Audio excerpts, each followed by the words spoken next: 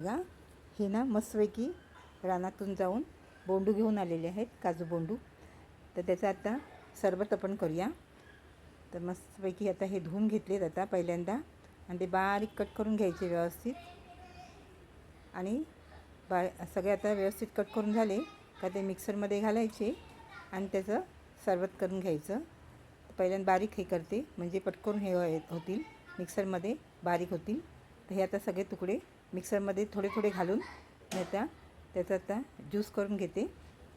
पाणी वगैरे काही घालायचं नाही, असंच हे करायचं. मिक्सर लावून घ्यायची आणि मग टोपामध्ये चाळण ठेवून गाळून घ्यायचं ते व्यवस्थित. सगळं ज्यूस, सगळं सरबत हे सगळं व्यवस्थित असं घेतलं. सगळं आता मी ते मिक्सरला लावून घेतलेलं आहे आणि आता हे सगळं गाळून घेते. आणि त्याच्यामध्ये नंतर मग थोडंसं चवीनुसार मीठ घालायचं. हे बघा, हे सगळं सरबत आपण मी आता गाळून घेतलेलं आहे टोपामध्ये.